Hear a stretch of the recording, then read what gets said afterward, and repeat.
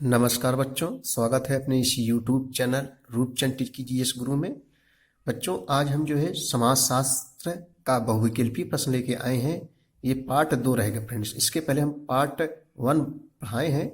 आप समाजशास्त्र कक्षा 12 समाजशास्त्र के नाम से प्लेलिस्ट बनाई गई है, उसमें जो है पार्ट 1 आप जरूर देख लीजिए। बहुविकल्पी प्रश्न ये जो है यूपी बोर्ड हो या बिहार बोर्ड हो या झारखंड बोर्ड हो, सभी बोर्ड में फ्रेंड्स जरूर पक्का है फंसेगा बहुविकल्पी प्रश्न है। तो आइए हम लोग देखते हैं। ये पार्ट 2 रहेगा। इसके पहले हमने पार्ट 1 के बारे में विस्तार से चर्चा किया है। तो जो कक्षा 12 के समाजशास्त्र के विद्यार्थी हैं ये जरूर जो है देखें।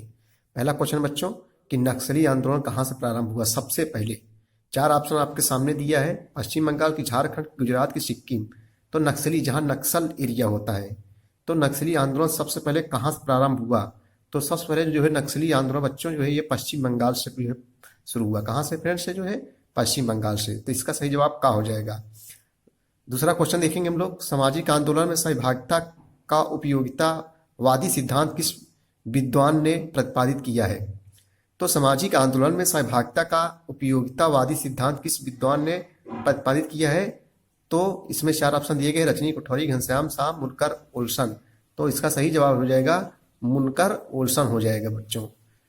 तीसरा क्वेश्चन देखेंगे हम लोग कि फेमिनिज्म इन इंडिया नामक पुस्तक की संपादक हैं, यानी फेमिनिज्म इन इंडिया नामक पुस्तक के संपादक कौन है।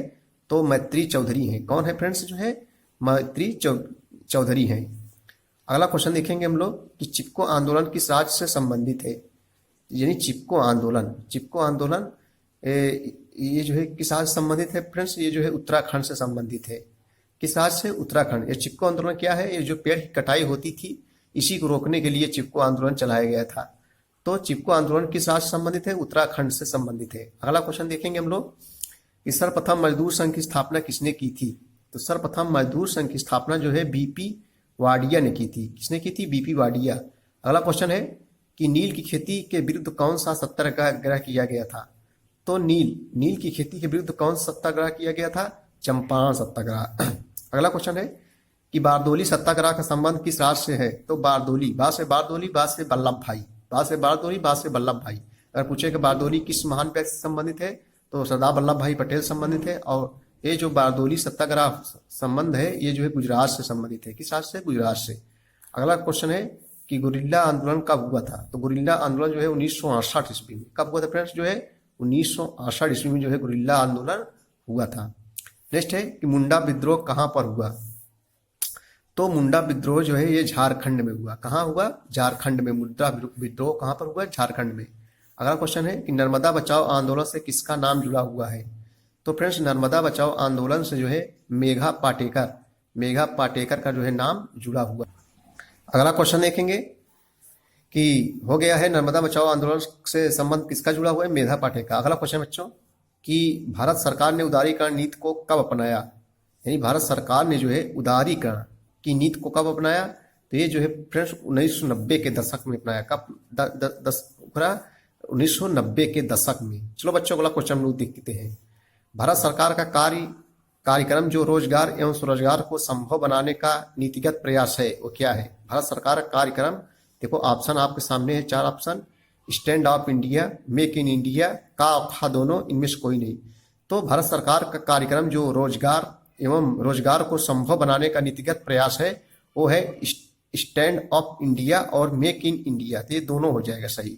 और का और खा दोनों सही। इसका सही जवाब जो है गा हो जाएगा। नेक्स्ट क्वेश्चन देखेंगे। अगला क्वेश्चन बच्चों कि 1890 में वैज्ञानिक प्रबंधन नामक एक व्यवस्था का आविष्कार किसने किया था।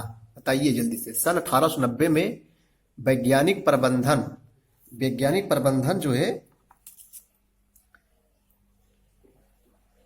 अगला क्वेश्चन देखेंगे सन 1890 में वैज्ञानिक प्रबंधन नामक एक व्यवस्था का आविष्कार किसने किया था। तो किसने किया था फ्रेंड्स जो है फ्रेडरिक विंस्लो। कौन किया था। फ्रेडरिक विंस्लो ने जो है किया था। अगला क्वेश्चन देखेंगे हम लोग कि सन 1882 में बम्बई टेक्सटाइल मिल की हड़ताल किसकी अगुवाई में हुई थी। यानी जो है 1882 ईस्वी में बम्बई टेक्सटाइल मिल की हड़ताल किसकी अगुवाई में हुई थी। तो ये जो है डॉक्टर दत्ता सामंत की अगुवाई हुई थी। किसके। डॉक्टर दत्ता सामंत की अगुवाई में हुई थी। नेक्स्ट क्वेश्चन है कि भूदान आंदोलन का जनक किसे कहा जाता है? मोस्ट इंपॉर्टेंट, वेरी इंपॉर्टेंट से जो है क्वेश्चन जरूर आएगा परीक्षाओं में कि भूदान आंदोलन का जनक किसे कहा जाता है? तो विनोबा भावे कहा जाता है। किसे फ्रेंड्स जो है? विनोबा भावे को कहा जाता है। भूदान आंदोलन का जनक जो है विनोबा भावे को कहा जाता है। नेक्स्ट क्वेश्चन है कि विश्व में हरित क्रांति का जनक किसे कहा जाता है? मोस्ट इंपॉर्टेंट क्वेश्चन है फ्रेंड्स कि विश्व में हरित क्रांति का जनक किसे कहा जाता है? तो हरित क्रांति जो है ये अधिकतर गेहूं के फसलों में आई थी। क्रांति में होता है फ्रेंड्स एकाएक बदलाव, यानी बदलाव आ जाना, उसी को लोग क्रांति कहते हैं। तो विश्व में हरित क्रांति का जनक किसे कहा जाता है? और हरित क्रांति का सबसे प्रभाव जो है गेहूं में पड़ा था। तो अगर विश्व पूछेगा तो नॉर्मन बोरलॉग को हरित क्रांति, विश्व में हरित क्रांति का जनक कहा जाता है। अगर पूछेगा भारत में हरित क्रांति का जनक किसे कहा जाता है? तो एम.एस. स्वामीनाथन को भारत में हरित क्रांति का जो है जनक कहा जाता है फ्रेंड्स। चलिए अगला क्वेश्चन देखेंगे कि भारत में हरित क्रांति का जनक किसे कहा जाता, भारत में हरित क्रांति को किस दशक में लागू किया गया? ये क्वेश्चन पूछ रहा है कि भारत में हरित क्रांति को किस दशक में लागू किया गया? तो 1960 से 1970 के दशक में लागू किया गया। कब फ्रेंड्स? 1960 से 1970 के दशक में लागू किया गया। चलिए अगला क्वेश्चन है कि जो है भारतीय किसान यूनियन के संस्थापक कौन थे? भारतीय किसान यूनियन के संस्थापक कौन थे? तो चौधरी महेंद्र सिंह टिकैत ये जो है भारतीय किसान यूनियन के संस्थापक थे। नेक्स्ट क्वेश्चन है कि ऑपरेशन बरगा भारत के किस राज्य से संबंधित है? ऑपरेशन बारगा भारत के किस राज्य से संबंधित है? तो ये जो है पश्चिम बंगाल से संबंधित है। ऑपरेशन बारगा जो है भारत के किस राज्य से संबंधित है? पश्चिम बंगाल से संबंधित है। नेक्स्ट क्वेश्चन देखेंगे फ्रेंड्स हम लोग कि ग्रामीण जनसंख्या की जीविका का क्या साधन है? यानी जो ग्रामीण जनसंख्या है उसकी जीविका का प्रमुख कारण क्या है फ्रेंड्स? जो ग्रामीण जनसंख्या है तो उसकी जीविका का प्रमुख कारण फ्रेंड्स जो है कृषि है। क्या फ्रेंड्स है? कृषि है। आगे हम लोग देखेंगे क्वेश्चन नंबर 21 की ओर चलेंगे कि हर्ब्रिक्स of land of life in south India नामक पुस्तक के लेखक कौन है? यानी जो है हर्ब्रिक्स of land of life in south India नामक पुस्तक के लेखक कौन है? तो A.R. बासवी है। कौन है फ्रेंड्स? जो है A.R. बासवी है। नेक्स्ट क्वेश्चन, अगला क्वेश्चन है कि लोकतंत्र को शासन का विकृत रूप मानने वाला विचारक कौन है? लोकतंत्र को शासन का विकृत रूप मानने वाला विचारक प्लेटो है। कौन है? प्लेटो को माना जाता है। नेक्स्ट क्वेश्चन है कि किस देश को लोकतंत्र के घर की संज्ञा दी जाती है? मोस्ट इंपोर्टेंट क्वेश्चन है फ्रेंड्स। किस देश को लोकतंत्र के घर की संज्ञा दी जाती है? तो जो है स्विट्जरलैंड को लोकतंत्र के घर की संज्ञा दी जाती है।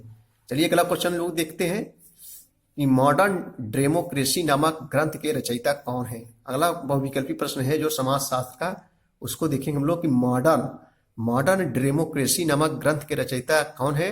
तो लॉर्ड ब्राइस है। कौन है फ्रेंड्स? जो है लॉर्ड ब्राइस जो है मॉडर्न डेमोक्रेसी नामक ग्रंथ के रचयिता है। नेक्स्ट क्वेश्चन है कि उत्तर प्रदेश पंचायती राज अधिनियम किस वर्ष पारित किया गया? उत्तर प्रदेश पंचायती राज अधिनियम किस वर्ष पारित किया गया? ये जो है 1947 ईस्वी में पारित किया गया। उत्तर प्रदेश पंचायती राज अधिनियम किस वर्ष पारित किया गया? 1947 ईस्वी में। नेक्स्ट क्वेश्चन है ग्राम प्रधान बनने के लिए न्यूनतम आयु क्या होनी चाहिए? यानी आपको ग्राम प्रधान बनना है, गांव का मुखिया बनना है। गांव के मुखिया को ही हम लोग ग्राम प्रधान कहते हैं बच्चों। तो ग्राम प्रधान बनने के लिए आपकी उम्र जो है 21 वर्ष होनी चाहिए। कितनी वर्ष होनी चाहिए? 21 वर्ष होनी चाहिए। ग्राम प्रधान बनने की न्यूनतम आयु 21 वर्ष है।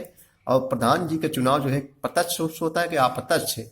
तो प्रत्यक्ष रूप से होता है। यानी प्रधानी का चुनाव, ग्राम प्रधान बनना है, इसका चुनाव जो है प्रत्यक्ष रूप से जनता इसको डायरेक्ट वोट देती है। और इसका बनने के लिए आपको 21 वर्ष उम्र होनी चाहिए ग्राम प्रधान बनने के लिए।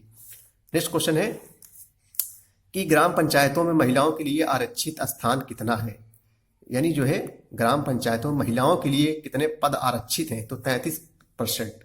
वेरी इंपॉर्टेंट क्वेश्चन है फ्रेंड्स। जो है ये परीक्षाओं में पूछा, कंपटीशन परीक्षाओं में पूछ लिया जाता है। ग्राम पंचायतों में महिलाओं के लिए आरक्षित कितने पद आरक्षित रखे हुए हैं? तो 33% महिलाओं को आरक्षित किया गया है। नेक्स्ट है कि ग्राम पंचायत के चुनाव की व्यवस्था कौन करता है?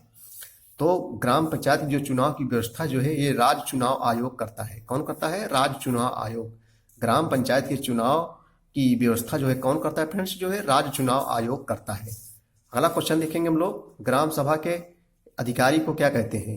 फिर से आ गया वही क्वेश्चन, ग्राम सभा के अधिकारी को। अब देखो इसमें कंफ्यूज रखता है, लोग दूसरा कुछ लगा दें, सभापति कुछ भी लगा सकते हैं, लेकिन नहीं, ग्राम सभा के अधिकारी को प्रधान ही कहते हैं। क्या कहते हैं फ्रेंड्स, जो है प्रधान कहते हैं। ग्राम सभा के अधिकारी को हम लोग क्या कहते हैं, प्रधान कहते हैं।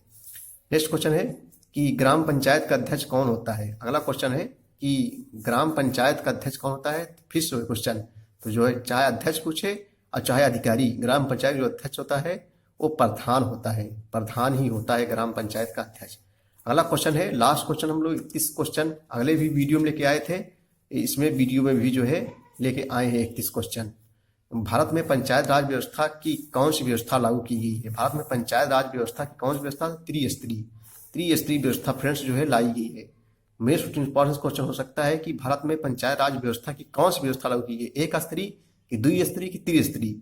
तो त्रिस्तरीय व्यवस्था लागू की गई है। हम लोग जानते हैं जिसको सबसे निचली स्तर जिसको हम लोग क्षेत्र पंचायत कहते हैं, क्षेत्र पंचायत के बाद ग्राम पंचायत, ग्राम पंचायत के बाद जो है जिला पंचायत। क्षेत्र पंचायत मुखिया जिसको हम लोग क्षेत्र पंचायत सदस्य किसे कहते हैं, बीडीसी को, और बीडीसी मुखिया कौन, ब्लॉक प्रमुख को। उसके बाद ग्राम पंचायत जिसका मुखिया प्रधान जी होते हैं। उसके बाद में जिला पंचायत, जिला पंचायत का अध्यक्ष जो होता है वो मुखिया होता है। तो ये त्रिस्तरीय व्यवस्था जो है भारत में पंचायत राज व्यवस्था में अपनाई गई है। तो फ्रेंड्स ये था जो है 31 को बहुविकल्पी प्रश्न। समाजशास्त्र कक्षा 12 का समाजशास्त्र विद्यार्थियों के लिए वेरी इंपॉर्टेंट रहेगा। वीडियो देखने के लिए अगर अच्छा लगे तो लाइक कर देना। Thank you so much.